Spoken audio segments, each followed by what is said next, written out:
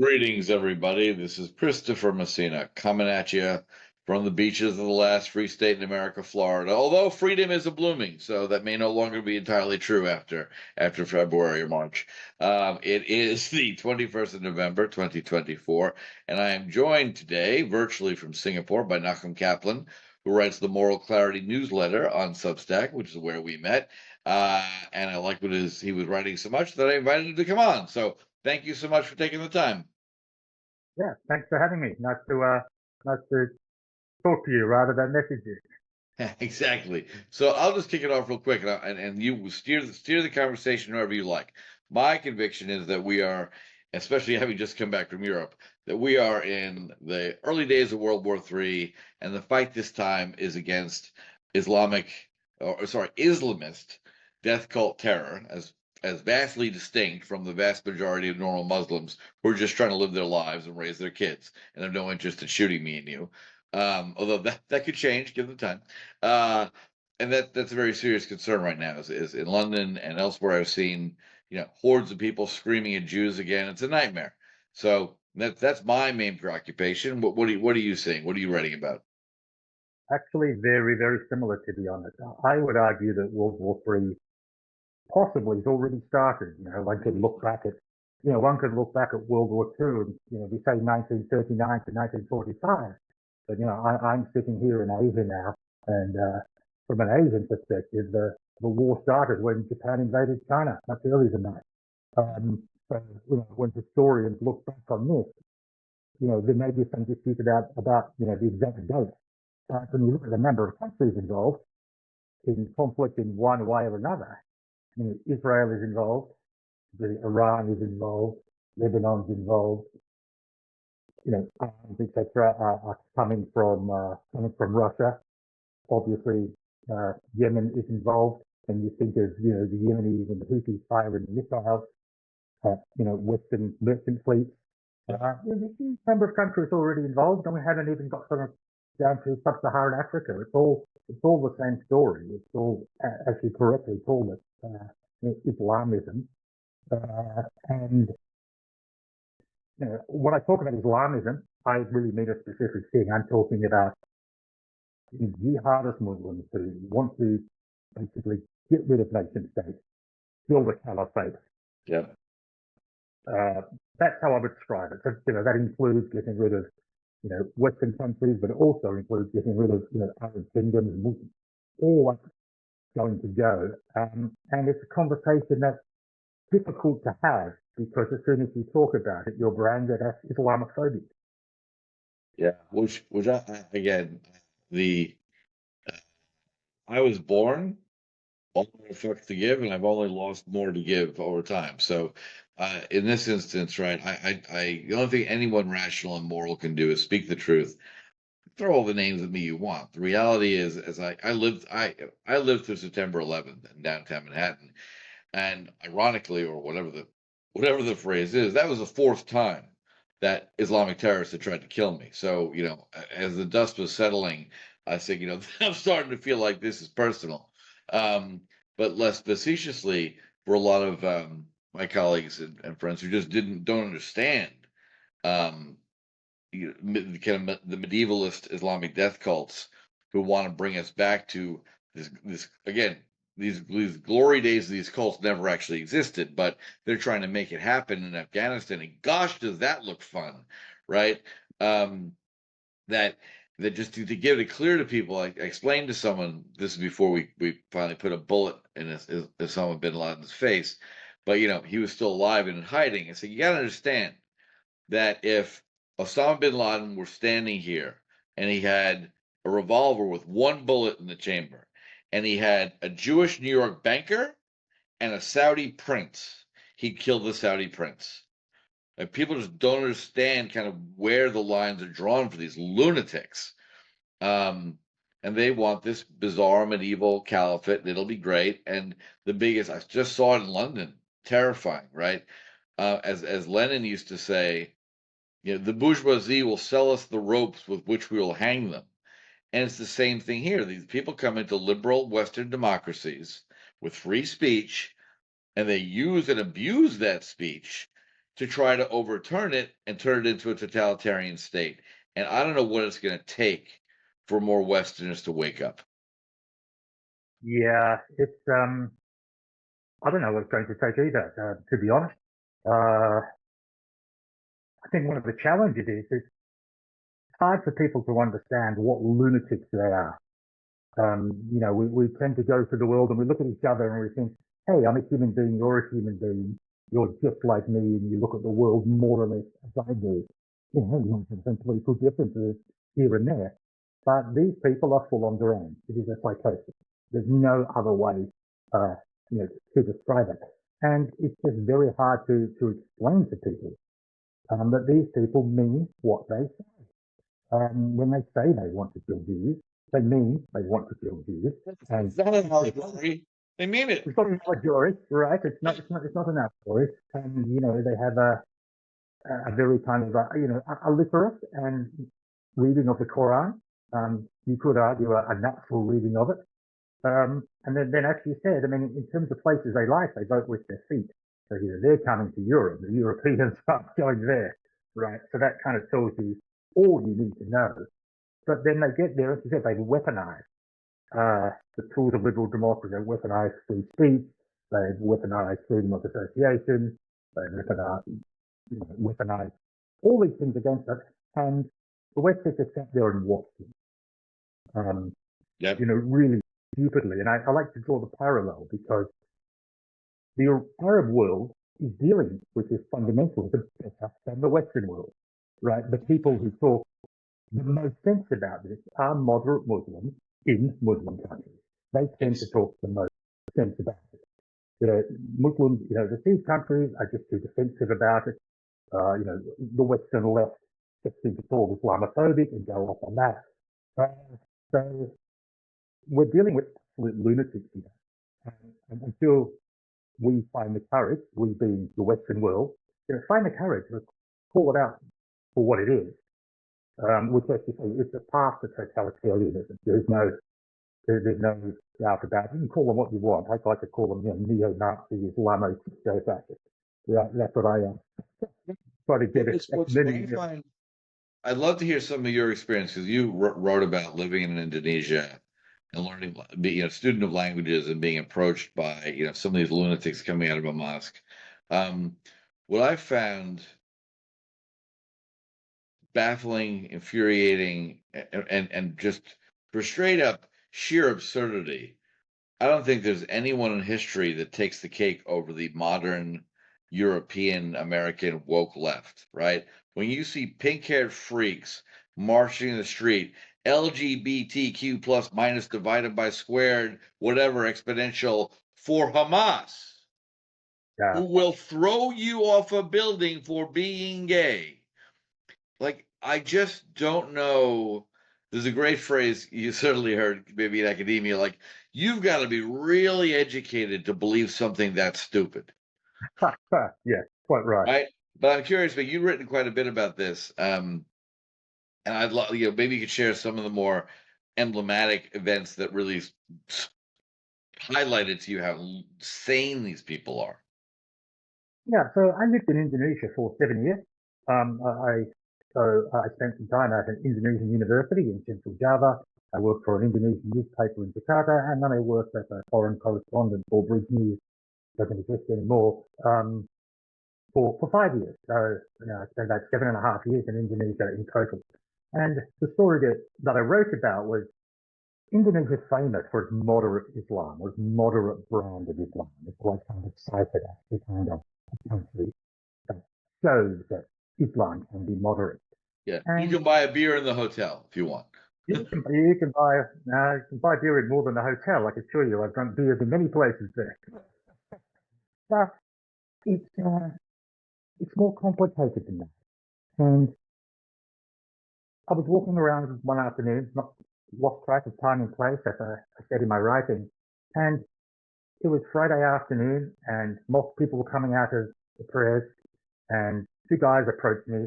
I just thought they wanted to have a chat. He's the white guy. And they came over, and the first question they asked me is, are you Muslim? Right. And upon hearing that I'm not, they told me, you will be. You will be. I will be. Okay.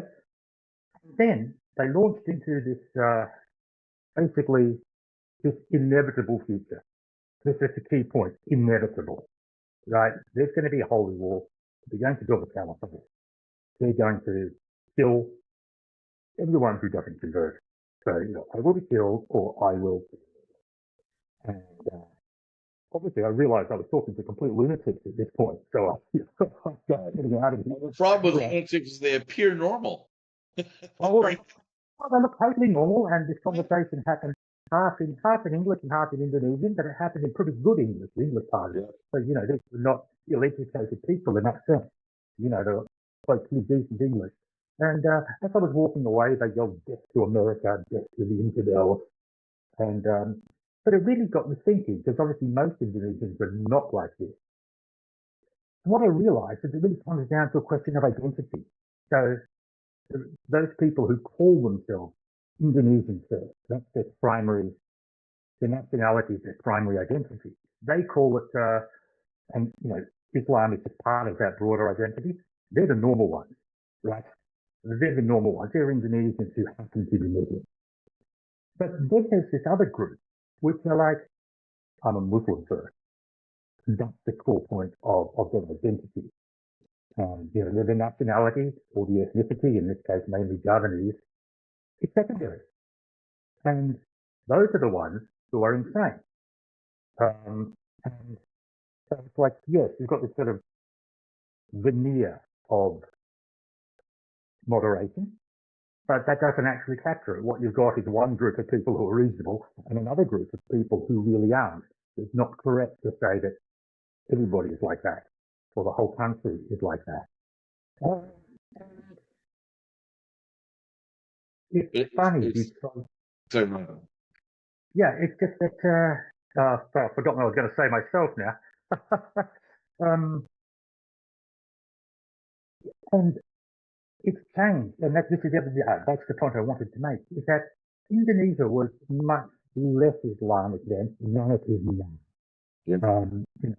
I was there recently, and the number of people wearing hijabs has gone up.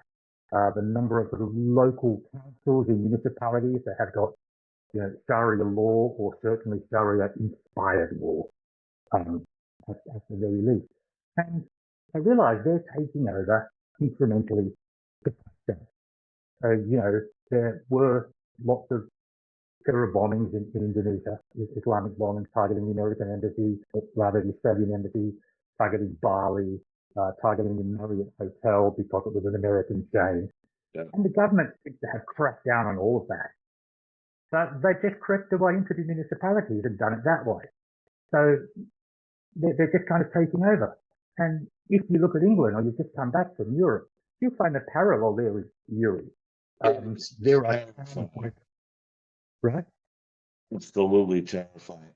Because of what I write and run this podcast, right?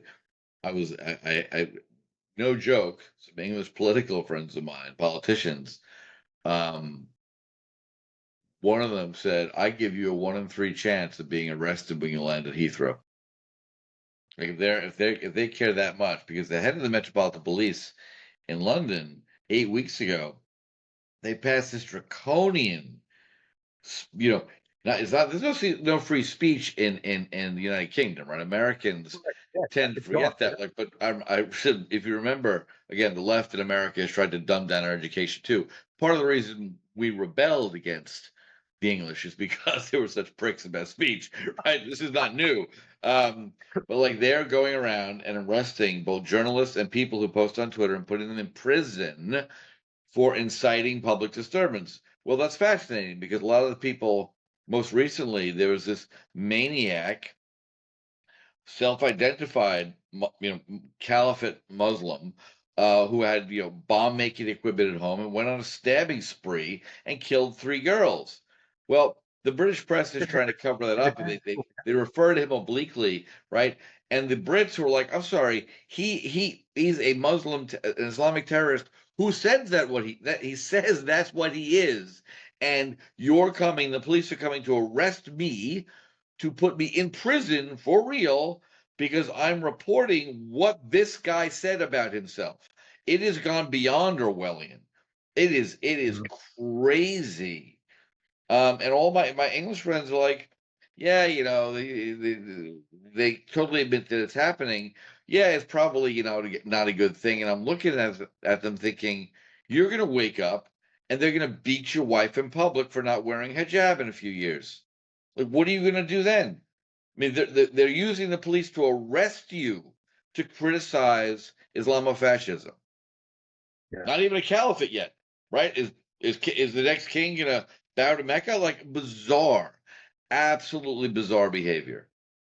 Well, I don't think it even has to be like, is the next king going to bow to Mecca? I see it coming from municipalities. I see, you go forward 40 years, Sure. and that's a really long time frame. We all know it can happen in much less than that. But, you Once can see the northern towns of they Bradford, destroyed Liverpool, Lebanon in 3 years. precisely. So it can just be like, a series of little mini caliphates, if you like. Yeah, I think that's more likely than than an overarching one. the head of the Berlin police department yesterday was, quoted as telling Jews and gays to kind of hide their identity when going through predominantly Arab neighborhoods. I'm sorry. No, no, no, no. No, the answer should be the head of the Berlin police should say everyone in Germany is free to do as they please, and anyone that molests a Jew or a homosexual walking in a neighborhood will get your face beaten in, and we're not going to give you medical help. We're going to fucking deport you. That should have been the answer. That should have been broadcast in Turkish and Arabic, not telling Jews and gays to be careful. This is Berlin, 76 years after we were liberated the camps. It's horrifying. There's nothing short of horrifying. Yeah. So what do you think? What do you make? Just coming back to the UK, you said you'd recently returned from there. Yeah, Um, is you've been on? Were you in the continent as well, or just yeah, in the UK? it Both. was. It was. How, how, It was. It was. It how was. would you It was. compare Europe to the UK? I don't think I have enough of a sample to say honestly. It was just Okay. um, where I was fairly benign. Not much was happening, but I know I was walking into a tube stop a few days ago, Mile End, around the East End, and there's a bunch of like 7 or 8, young Muslim men in yellow windbreakers with some sort of Palestinian logo on. They're being perfectly polite. I'm not mischaracterizing. They were fundraising, whatever. And one of them kind of blocked my entrance again, not in an aggressive way, but the way like Greenpeace would, right? And just said, pardon me, sir, do you have a couple of minutes to talk about Palestine? Well, I do And actually. yeah, yeah, to talk about Right. Palestine. And I said really loudly, absolutely not. Which A, I don't think any of them have ever heard, right? B, caused a bit of a stir, and everyone's looking around, and all those guys are looking at me. And C, I'm remembering I'm not in Florida anymore. I'm not armed, I'm alone. So I should probably keep moving, right? But I'm glad I walked right at him and he got out of the way. But, for what it's worth, I made the point. One person, one European looked at them and said, no, I don't give a shit about the Fakistinians. I might care if there weren't still 101 hostages being held in Gaza. Until they're released, I don't give a shit if every single Gazan kid burns to death. I don't care. That's why it's called war. You started it, we're finishing it. And it just astonishes me 418 days in or whatever this is. Someone was asking me the other day, and they're a little astonished. I said, if I knew for sure that I could get Ariel and Kafir Bibas out of the Gazan tunnels alive, I would kill everyone in Palestine. I don't care. You took them hostage. Someone knows where those kids are, and they're not coming forward. Right? I watched these evil maniacs cheer at the broken, raped bodies of Jewish girls on pickup trucks. I don't give a shit if all of Gaza is razed to the ground, if that would get back 101 hostages. That's why it's called war. And I don't know what people don't get about that. I don't care about a ceasefire. I don't give a shit at all. You can't, you don't get to start a war and then start complaining when you lose the war. That is just ridiculous. That is just But that's what they've absurd. been doing That for is not, 76 years. they've been doing it for 76 years. That's right. Yeah, That's that's correct. their model. I start a war, I lose, I go claim to the UN, and the UN Yeah. steps in, and that ain't happening this time. And they're like, but wait, we were supposed to get a ceasefire. We weren't supposed to be eradicated. Hold on. Whoa, wait, what? Screw these animals. Every last one of them. Yeah, it's pretty straightforward. This is not even this is not a territorial dispute. This is at its core a religious dispute, but it's Yes, also a battle between modernity and medievalism. Right? exactly. It's stark as that, and it is very unfortunate that the And, only kind of and very, resistance to very quick, not to interrupt you. That's right. This is the war for civilization against barbarism. And for those people who don't know, Kafir and Ariel Bibis are two little boys, one of whom, if they're alive, turned 16 months old in captivity. The other is 4. They've been held in a fucking cage, if they're alive, with their mother under Gaza for 414 days now, right? Evil, sheer evil. That's not a resistance movement. What are you resisting? You're not resisting anything. I've had it with anyone in the West. And the greatest part about this election in America is 80% of Americans consistently, when asked, are like, the Israelis were attacked by a bunch of evil savages, right? right. Never mind the left wing of the Democrat Party, who's gloriously plunged headfirst into Jew hatred. Um, Yeah, and thank God they get repudiated massively at the polls. And you'll notice, much like when Reagan took office over Jimmy Carter, that day the Iranians put the hostages on a plane to German airspace to get them out of Iran. The day November 6th, Hamas is like, we'd like to have a ceasefire now.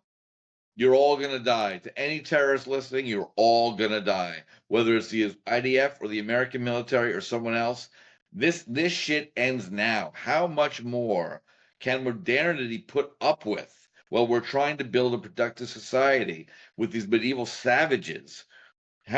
Really, enough already. It's just enough.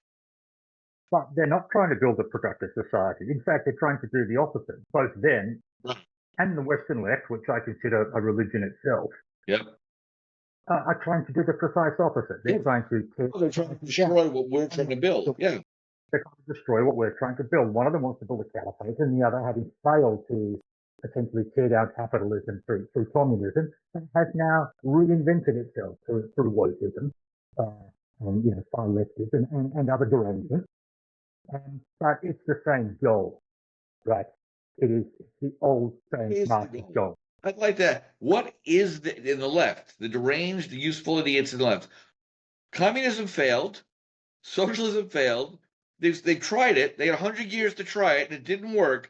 So all they ever do is propose destroying things. I've never heard one of them propose anything that is forward-looking, constructive, useful. Like, what is your impression of what these idiots want? Do they even know what they want? Or are they just children throwing a temper tantrum against daddy? Their children throwing a temper tantrum. Well, actually, I used to think that. I actually think it's a psychosis now. I really think it's a psychosis. I actually wrote a piece saying this. And I wrote it really in the context of sort of, the whole sort of Palestinian narrative was essentially a delusion, but it really is true of the broader left. It's got all the hallmarks of a psychosis. You deny reality. You believe things that are not true. You see threats everywhere, which is a hyper anxiety disorder. It's conspiracy theories, which of course is formed paranoia. It is an absolute, psychosis. If an individual believed all these things and walked into a psychiatric hospital, right? This person is Tennessee Caldwell immediately. and yet, if you turn up on the streets of London or New York with, 30,000 of you, oh no, that's just a political view. It's not a psychosis anymore. It's mass hysteria. It's an outright psychosis. You come out of mainly an academic background, or what has been your experience? I mean, because you've clearly seen a lot of how a lot of this insanity plays out. Well, I'm a career journalist, been a journalist for All right. 30 years, a little bit sort of media strategist in the past couple of years. Um, it's been funny because a lot of what I write about is really about is the media and the narrative and the coverage of it. So that's a lot of what I write about. And journalism as an institution is fucked. Yep. That's the Yeah. clearest way that I can say it. Um, Hmm. it used to be, and it's bizarre. My father was a journalist. It's fifth generation of journalists. You kind of left school at 16, and you did a cadetship, right? Covering Gallipoli and 120 years ago. Not that old, something like that. But you say it was that. Now, no one goes into journalism unless they've actually got a degree. Right? Now, journalism is a vocation. You don't actually need a degree to do it. But everyone who goes in has got a degree.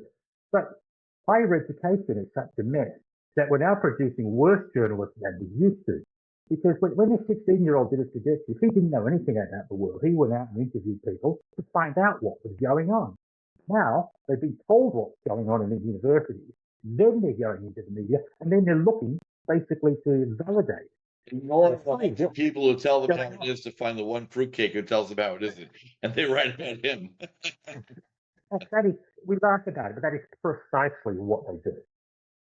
And it's disastrous because it's not just. I mean, okay, legacy media is dying, but it's not dead yet.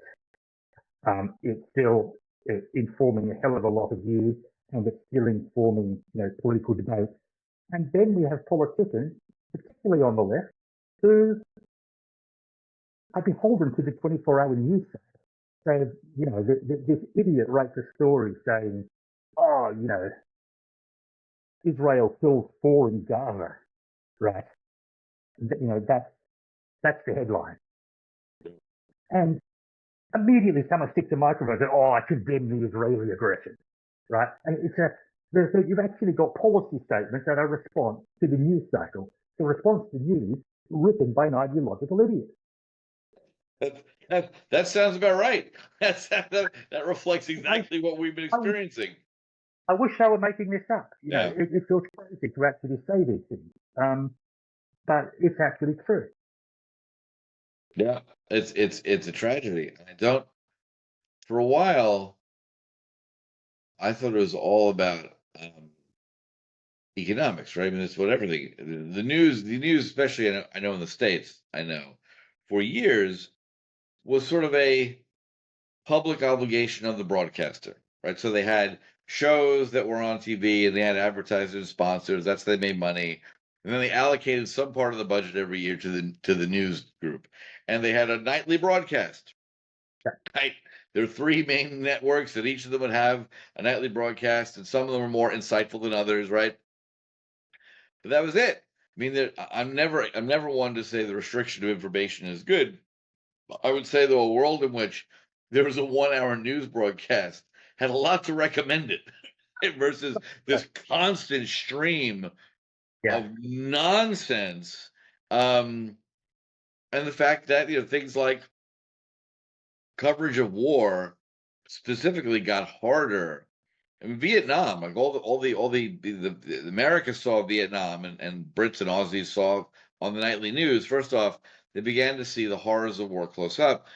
But color TV was available then. And all the news networks with the government decided to film in black and white, to show news footage of the war in black and white, because it was less real somehow. Right? They could have shown you up Belai burning in color. And they didn't. And now you've got people from the front lines who will show you things, and you show it out of context, and it's always been true that truth is the first casualty of war. Right? No one involved has any incentive to tell the objective truth, and the sort of the dark humor I've had to get some since October 7th are the ones like Pallywood and Gazawood, these Telegram and feeds where the father's and he's screaming and running to the hospital, and they say cut, they stop, and like the kid scratches his leg and the dad lights a cigarette. It's ridiculous. It's not to diminish the fact that war is happening and people are being hurt, but the head of Hamas said before we got that asshole Sinwar, that was great. That He was great. Yeah, explicitly said, "I want more Palestinian children to be hurt and killed, preferably on film." So the very idea that this society has spawned such an evil concentration on killing Jews and destroying Israel to the exclusion, Gaza should be Dubai. It should be Singapore. It should be paradise. Instead, it's a hellhole of hatred and poison and death because all these people do is raise their children to kill Jews instead of learning something productive to do. It's terrifying. It is so beyond Western comprehension that this is happening and has been happening for 80 years. well, Again, it's I hate horrifying. to say it, it's actually worse than that because much of the West has funded this. Yes, and we paid for it. We paid for Right, it. right. Kamala Harris just sent these scumbags more money in the waning days of the Biden administration. Right, it's absolute madness. So we talk about indoctrination. We're talking about math classes when they say, you know, if there are 10 Jews and you kill 8 Jews, how many Jews are left? Right? That's how embedded it is. You get an A for saying 2 and an A plus for too many. Yeah, precisely. But you know, it's hard to fathom that this is actually what they're raising is the thing. And the West has been funding this. And you know, the West might say, oh, okay, we don't fund Hamas, or some of the West does, some doesn't. But the Palestinian Authority are just the hardest in businesses. Right? Yes. Oh yeah, they're all awful. And everywhere right, they go, every Arab country kills them. Right? They went up to Jordan. They tried to overthrow the king. He killed them. They went to Syria. Bad move. I mean, if you knew anything about the Assads, you'd think twice before fomenting revolution there. They got there, and to thank their Syrian host, what they do? They tried to overthrow the Syrian government, killed 400,000 of them. I didn't see any kids marching on Harvard Yard or in Cambridge about the Syrians murdering 400,000 Palestinians in their homes. Not a word. Didn't hear anything about it. Well, then this is you know exactly right. And in this, when I was working on a newspaper in Indonesia, and I used to have this discussion with them. Every newspaper in Indonesia is essentially pro-Palestinian. Yeah, Indonesian Christians have a yeah, precisely. So we have these discussions, and this is when I think Second Intifada was going on. So there was lots of news coming out, and I used to ask them, you know, why do you support this mad cause? And the first answer is always Muslim solidarity. Okay, why do conflicts? Where none of the Muslim on Muslim conflict, none of the Muslims are, you know, why does this not animate you? I've been asking this question for 30 years. I've never heard a credible answer. They can't answer it because the answer is Jews are involved in one. It is as base and as simple as that. That's why it animates them. They don't like Jews. They certainly don't like empowered Jews. They do not like sovereign Jews. That's what bothers them most of all is the sovereign Jews. Like it's bad enough Jews have to live, but if they must live, they must be under subjugation. Yep. They must bow to us, they must pay us dimmy tax, and they must step out of the way when we want to walk down the street. Yep. Yeah, I mean, yes, the tax is. And the fact that they keep attacking this tiny Israeli state and getting their asses handed to them from 1947 on is a source of grave, grave shame. Well, good. I hope you all feel fucking shame all day long. I mean, it is insanity when I get attacked constantly on YouTube and Substack and the rest. I respond to, as I tell them, I respond to every idiot once. I'm not here to debate Jew haters. I don't have the time. I don't have the time, right? But I respond once, so anyone reading will see my response, and I remind them that, buddy, I and my people have been living rent free in your head for decades. I don't give a shit about you. I've never thought about you. The moment I hit return on this response to you, I will never think about you again. So enjoy. I'm living in your head, and I don't know you exist. How's that feel, loser? Yeah, I mean they've never recovered from the stress or the post-traumatic stress of no longer having a caliphate and not being in charge anymore. Uh, It's madness. It's just so beyond absurd that the when people tell me ideas don't matter, I say the only things that do matter are ideas, right? Hitler and Ataturk and the Grand Mufti of Jerusalem decided that Jews are awful and got to go, right? Okay, that's one way to approach things. I'm descended from folks who left Spain during the expulsion, 1492, and because the Spanish didn't want any of those Jews around, right? And all the Italian city-states, like last we checked, Jews are pretty good at commerce and pretty clever. We'll take you, right? So they just went across the Mediterranean, and we were welcomed in wide open arms. Great, come here, be prosperous, be helpful. And the Spanish economy after that began to collapse. The Italian yeah, economy began to go up. This persistent, insane hatred, and right, you go back to the sages and the Talmud and the Torah, and they write about all the nations of the world were offered the Torah, and they all said no, because who would need this burden? It's not 10 commandments, it's 613. It's a lot of commandments to pay attention to. Who wants this noise, right? Um, right. and George Gilder writes beautifully in the Israel Test. If you haven't read it, it's a really good one.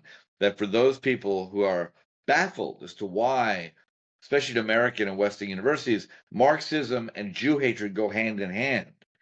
And I think a lot of the people, even who are Marxist and very much kind of socialist leaning, and their failures in capitalism, so they want the state to take over, right? I don't think even they've made the connection that the reason they hate Jews so much is Judaism is the source of the idea of individual rights and responsibilities.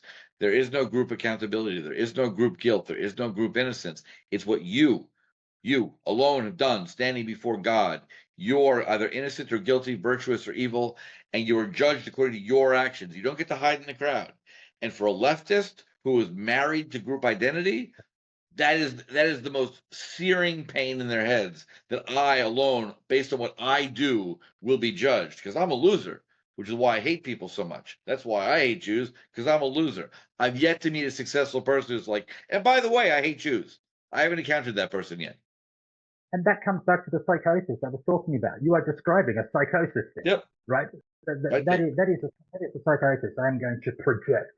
I'm going to project all my own individual inadequacies and the failures in my own life onto the Jewish people. I mean, it's Whoever you psychosis. are. Wherever you are, whether you're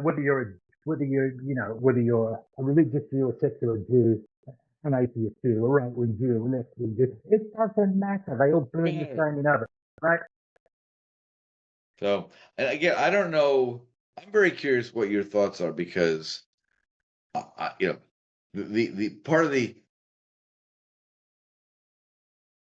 part of the very productivity of kind of Jewish culture overall is that they can't take what's out of your head. So learning is always paramount, right? You can't go wrong learning, right?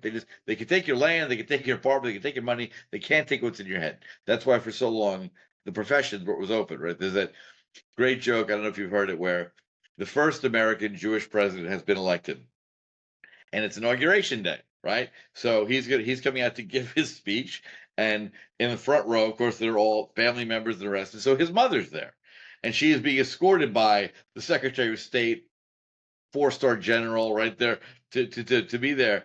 And as they're waiting, and he comes out, mother says to the general next to her and the Secretary of State, "Hey, you know him?" Like, they're indulging her. Yes, of course, And she says, "What's that? You see him up there? Uh huh." His brother's a doctor. Yeah, I can see it coming. It's fabulous. I love it. But the flip side to that is, and I've been guilty of this too. I think so many Jews are guilty of it. They think, well, education's the answer. If we just educate people. But no, there were Nazis who spoke 7 languages fluently and had 2 PhDs, and they were committed to exterminating the Judenrat. So it's not education, it's morality. And I don't Yeah, know how you address this. I really don't. I don't know what the solution is. I don't think there is one, sadly. yeah. I mean, you look at like de-radicalization models around the world. There's lots of places that try to de-radicalize. Saudi Arabia is trying to do it. Yeah. Uh, UAE is trying to do it. Indonesia's had some success in it. Um, I mean, you look at other places which have been radicalized, and a famous example is, of course, Nazi Germany. Um, but like at least contained in the sense that there wasn't an external party like Iran, for example, just constantly refeeding. You know, Yeah. imagine trying to denazify Germany. If there was this country Poland just pumping in more Nazism into it, right? It would Yeah. never have worked. And that's the real challenge. And you can implement all of these things as much as you like, but along with this external sort of hate going into it, it's going to be very difficult to tackle. I remember studying and I was fascinated by that process that, after 45, 46, the Allies, mainly Americans who like to beat people, basically held re-education classes for all German men between 12 and 40, basically saying Hitler was an asshole, Goebbels lied to you. I'm so sorry your early life has been wasted, but you can turn it around now and you can act like a civilized human being. And it was an excellent pedagogical method because if you were sitting in that class and you would disagree, they would take you out into a hall, and a master sergeant would explain to you with his fists and boots why you were an asshole and why you were wrong, and Hitler was an asshole. And when you could stand up again, mainly, they brought you back into the classroom and put you back down. And class commenced, and that went on for a while until there were no more Nazis. But as you say, if there's an external source There's feeding an in, external. and so the Iranians, I mean, the mullahs, they took their shot, right? On October 3rd, 2023, I was in New York speaking, I just happened to be speaking with some members of kind of prominent Jewish organizations, and one of Netanyahu's staff was there, just in the context of how great had it been. The Saudis and the Israelis were having very productive conversations, right? Going to expand the Abraham Accords. We're going to finally end all this nonsense. And the mullahs rightly believed this was existential for them. If there's going to be a direct flight between Riyadh and Jerusalem, like their days are numbered. So they told Hamas to go ahead. Now, that's where the Western mind will never get that, right? If you're sitting at the top of this system and that happens, well, you know what? It's time to cut a deal. And all the mullahs are going to come and they're going to become scholars and they're going to leave the world behind. And if you lunatics want to bring the Shah back and let your whore daughters walk around with their hair uncovered, go ahead. But instead, they decided to start World War III. And by this end, they're all going to be dead. I mean, there are Yeah, 40,000 Marines sitting on carrier groups right now, and they're all institutionally still angry about Beirut in the 80s, right? So, like, they want to go. This is not a question of if. They want to go and fix this problem once and for all. So they wrote their own death sentence, and I just hope not many more Israeli and American men have to die to fix it. do you think that the Iranians have really messed up their calculations here? Because you go back before October the 7th, you know, Israel was encircled Yeah, by by militia. Iran had its missiles, it had its air defenses. Now, much has been smashed to nothing. yeah, Therefore, really. they're completely gone. Um, We Iran blew the is crotches off. I'm going to say we as the moral West. The Israelis blew 2,000 Hezbollah penises off with pagers. Alhamdulillah. The fucking yeah, Israelis. The best thing after that was an old-fashioned rotary phone ringing, on a table, and a couch with five ayatollahs going, "Hey, it's for you." I mean, yeah, enough of these evil people. They've been killing Jews around the world since the Shah was deposed. What kind of evil goes to Buenos Aires and blows up a Chabad community center? I want these Western idiots to tell me how that's a resistance to Israel. They're Jews. They're Argentinian, South American Jews living their lives praying in synagogue. How is murdering them freeing Palestine? It's madness, and the evil just has to stop. and okay, why doesn't the West get it? What do you reckon? I think there's a lot, especially in America. I mean, the West Border is very different. I mean, you're sure lived in Australia for a few years. I don't claim to be an expert, but I think there's a sense of different countries I've lived in. I mean, the reluctance to commit to the dangers of war is certainly one of them, right? I mean, um, I care about it. Do I care enough to send my son? Those are two different questions, right? Would I ideally like someone to do something about that? Yeah. Am I going to go? Well, maybe I will. Am I going to send my kids? Well, maybe not. I'm not so excited anymore. It's the natural reluctance, and we've for good or for ill in the West, we have allowed a bunch of leftists to sap us of our military ardor. Like young men by nature like conflict, like to fight, right? You age out of it. Not all do, but they still don't, right? But But you know the sort of drift towards liberalism and the drift towards stupid comments like toxic masculinity. Whenever I hear shit like that from a lesbian, my question is, oh, you mean that masculinity that defends your borders from, crazy people who want to come rape you and kill you? Like humans fight. Like this is unfortunately the reality. And the only thing that deters evil is strength. And we just had an American military for 4 years where these DEI clowns thought it'd be fun to highlight that a sailor on his weekends, does a drag show. That's a great way to terrify your enemies.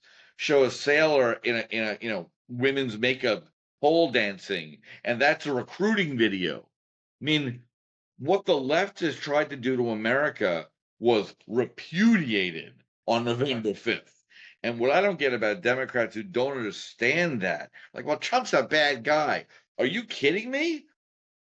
Trump's a bad guy. That's your answer. We had the head of the Joint Chiefs of Staff in a world full of dangers, telling us that there were the two greatest threats to America that Biden had to say, two greatest threats to America, according to them, were white supremacy and climate change.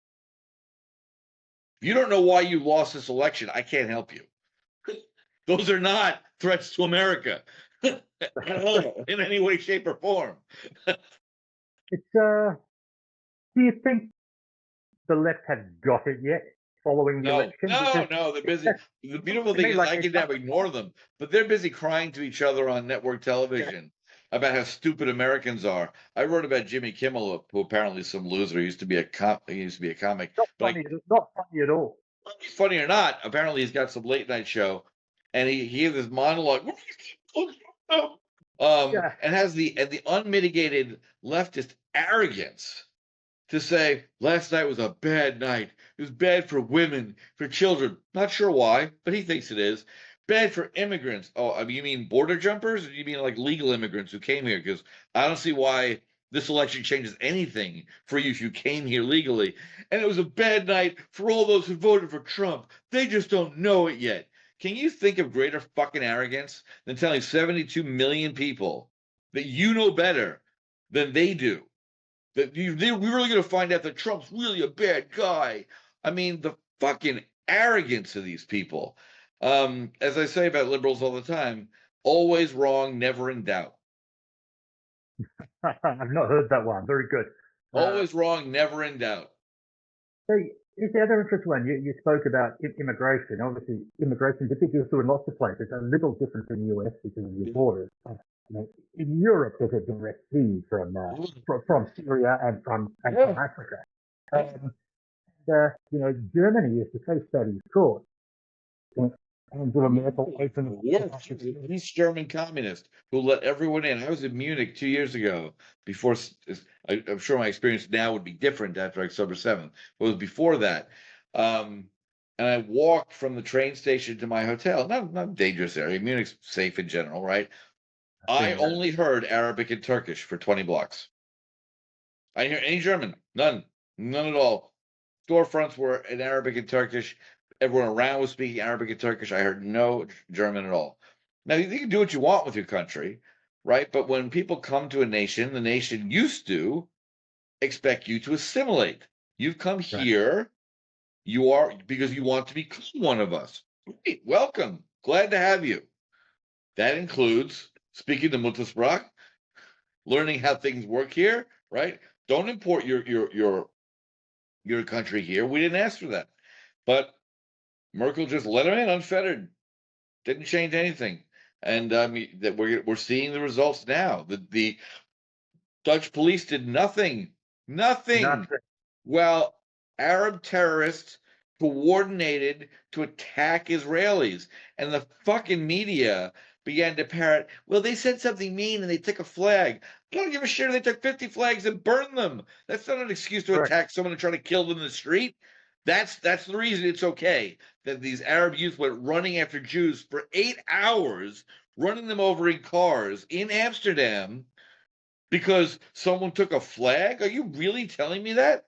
Really? That's Yeah. your But answer. it was about football Yeah, hooliganism. they Right? started it, right? So by that Right? measure, am I allowed to take offense at a journalist telling me that and go to their home and drive over their children in my car? Well, you started it. You said something rude about, Jewish soccer fans. I mean, it's the Western useful idiots tied themselves into knots, defending the indefensible. By which I mean the terrorists who want to kill them too. I just Correct. it's a disease. I'm sorry, we've become repetitive. So let's Let, see if there's let something me new come back. ground to hit. Yeah. Let me come back to something you touched on, which is a simulation, because this is a point I don't think is made often enough. You know, it's clear that multiculturalism runs into its limits, right? Uh, you can believe what you want, etc. But then you look at a country like France, which does the opposite. France says you will come here and you will become French, and guess Yep. what? It hasn't made any difference, Nope. Because they ignored right? them. They paid them lip service and did nothing. Yeah. But I remember living in Sydney in 04, 05, and it was already a problem then. But on October 8th, 2003, there was that fucking imam in West Sydney. I am delighted. I am happy. You're happy and delighted because maniacs gang raped girls at a fucking music festival? You think that's what Allah wants? Really? You really believe that? That's what God wants? That's a twisted, evil ideology. That man should have been found and ejected from Australia. He wasn't. I called him in multiple inquiries. He's perfectly free to preach that. And everyone in the crowd's like, yay, cheering. That's sick.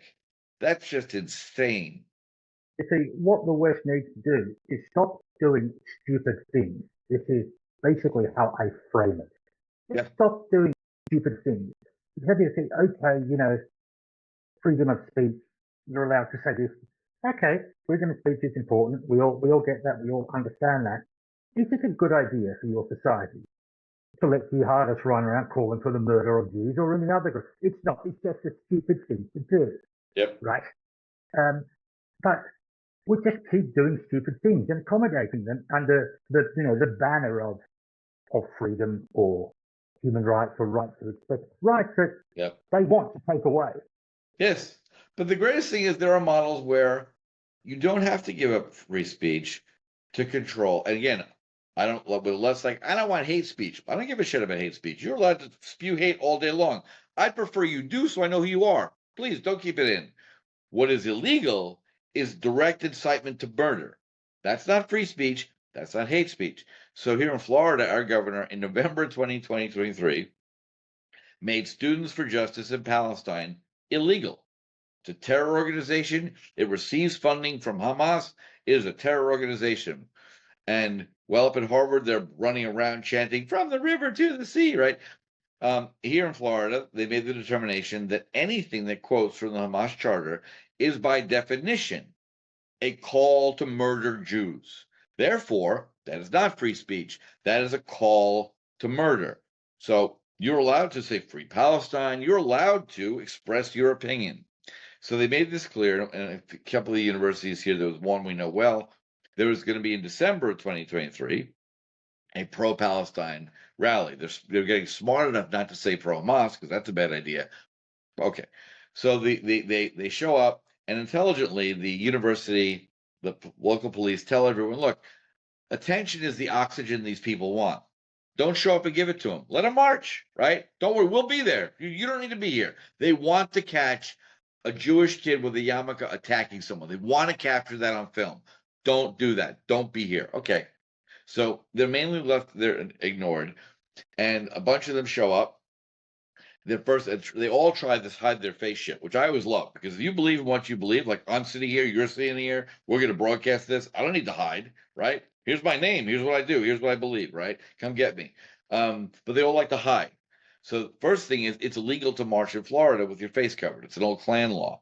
So fuck it, take that off right now, or you're going to jail. So they took off their keffiyeh, little dress up crap. They looked markedly less enthusiastic now, and now they're starting to march. They've been handed a list of things. As per the law, you have the right to free speech. You do not have the right to call for murder. You're not allowed to use any of these phrases, which come from the Hamas charter. Not allowed. So they start out, and it's kind of boring having a rally when there's no audience, and you're limited in what you can say, and your face is open, and you're being filmed. That's all that's too good. And very fast forward, one badass decides he's going to really like make a statement because he feels what's going on is wrong. And he grabs the microphone and he says, the authorities don't want you to hear the truth, right? But we're here to say, from the river to the, and before he gets to the sea, two cops from behind him have grabbed his arms, slammed him face first into the ground. So he can't break his fall because they're holding his arms. Bam! Break his nose, blood everywhere. And they pick him up. So you're going to jail. Who's next? Anyone? Anyone? Ended. That was it. So that's how you deal with these people. Yeah. And this used to be the model for anti-Semitism. It used to be a case where you stop it early, you stop it before it spreads, stop it when it starts. And Yep. that lesson has just been forgotten. So now they didn't stop it on day one. In fact, half of them were supporting it.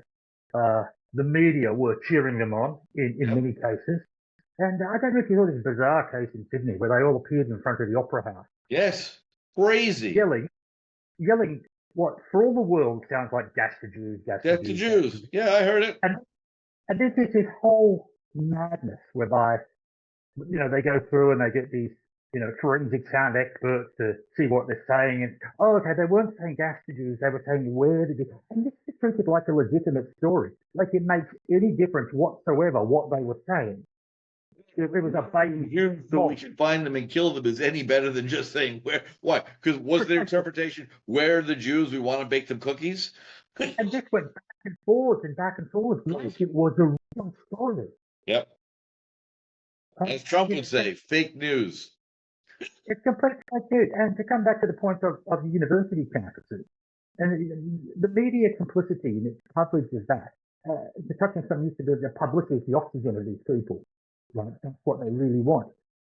The media really made it sound like this was the most important thing going on in the world, what is happening in the campus square at Harvard. But I'm sorry, but it's just not. But, you flood that into the news cycle day after day. And you start thinking that these nutters and these fringe people are actually mainstream. And that they get emboldened by this. That's a shame. But I will let you go. We should do this again. But I would close with one thought, which is really is important, and it's hard to keep it in my eyes. But I studied Arabic and Islamic history, lived and worked in Arab and in Muslim societies, right? And so it's important that it's not Islam I've got any issue with, right? I mean, it's every religion, kind of modernizes, right? Like, try to fill in every morning, study the Torah, right? If I adhered to Leviticus, if I heard someone take God's name in vain, I decide to stone him to death. That's in the Torah, right? We don't do it because we've developed a modernized understanding of what penalties mean and all that, right? And so all that I don't sort of I don't like saying modern or radical, but a lot of the modern Muslims I deal with are incredibly thoughtful, very well educated, right? They will they will have passages of the Quran that they read in accordance with the Hadith that are sort of in keeping with that, right? Like the Talmudic sages will tell you, well, yes, in theory, eye for an eye. We've all heard that, right? Justice is served. But what happens if the perpetrator doesn't have an eye, right? So they tortured reasoning around to, in fact, what we're talking about is social penalties that are equitable, whether that's money or imprisonment. Like, so that sort of thoughtful sacred scripture exegesis is what rational, normal, modern Muslims do. One very respected scholar in Gaza came out, I think, 8 or 9 days ago with a fatwa condemning Hamas, saying if you think October 7th was justified, you're wrong. You're evil. This is not acceptable conditions of jihad. It was so the issue is that while we're waiting for their society to kind of intellectually and theologically fix itself, if it does, and that's an internal war they have to have, much like the Protestants and the Roman Catholic Church did for 500 years in Europe, right? The problem is that these young men are particularly attracted to blowing themselves up and killing people. So it's not that they're just yelling at folks. And Right. that's the main concern, is that it's just a numbers game. Statistically, 0.5% of 1.8 billion people That's who the want to problem. kill you for being Jewish or Christian. It's a lot of people. Yeah, it's basically that, and it's unfortunate because as you say, it's not that you could not read the Quran another way. We can read all sorts of things. I mean, you've studied it. There's an awful lot in the Quran. It's too confusing, It's basically like be good to people and don't be an idiot, right? right? Much like any It's there as religion. well. Right? It's all there as well. Yeah. Yeah, yeah. And I Um, did a lot of work in Sharia finance, right? And the funny thing is a lot of details in it, but it's no different to Jewish law or Christian Catholic, canon law, surprisingly, in things like equitable fairness, right? And so people, they look at Sharia law, the first thing they hear is you're not allowed to charge interest. That's not quite true. What Islamic belief says is that for the good of the ummah, for the good of the community, everyone should prosper, right? But you're not supposed to prosper at the expense of someone else's suffering. And what that means concretely is you come to me and you say, look, I need $100,000 loan to refurbish my wheat mill, and I will thereby grind 10 times as much wheat, make more money, pay you back, and feed my family, right? In a Western context, you owe me debt service before anything else, right? So if I've loaned you this money at 10%, you owe me $10,000 a year, generally, no matter what happens. And if you don't make enough money, I basically take away your mill. In Sharia, they would say, well, that's immoral because only God can actually drive outcomes. So we're all subject to God's will. So I'm allowed to loan you $100,000. I'm even allowed to say at 10%. I'm allowed to say I'm allowed to pick an amount you can pay me back. But it has to be an equity-like arrangement whereby if you're prospering and your children are fed and going to school and your basic needs are met and you have the $10,000 interest, then you pay me. If you are just breaking even, and if after you grind wheat, sell enough to feed your family, there's none left over, I'm not entitled to any money because God has not chosen to let you prosper sufficiently for me to get paid. Not a complicated idea, a very moral right. idea, actually. Yes. And so there's a lot that I respect in Islam: thoughtfulness, the art, right? The cultures I've lived in. I've lived in Morocco a long time. Insanely peaceful people, and it's critical because everyone gets so heightened and jacked up, and I'm so annoyed by Islamist terrorists that I tend to harp on that. But it's important that it truly is a small medieval is part of that group. That is what we're talking about. Yeah. Correct. I always try and use the word Islamist. I choose my words very carefully in my newsletter, and that's one of the ones I'm particularly. People don't know what we mean because you don't know. It can be interchangeable with Muslim, and it's not. It's No, not. yeah, it's really Normal Muslims are living their lives. They're horrified by this crap too, right? And the correct. Democrats. Yeah. Last point: the Democrats are so offensive in their group obnoxious, condescending stupidity that they actually thought that if you're a Muslim American, you must think Israel's evil, right? Like they give them no, as a group, will give them no room for nuanced thought. Like, God, Hamas It's is a complete terrifying. I non would hate to have them sequitur, around anyway. here. What's that? It's a complete non sequitur. Exactly. Like, I'm an Yeah. American. How dare you Right. assume that I think Hamas is a good organization because I'm American and I'm a Muslim. How dare you assume that?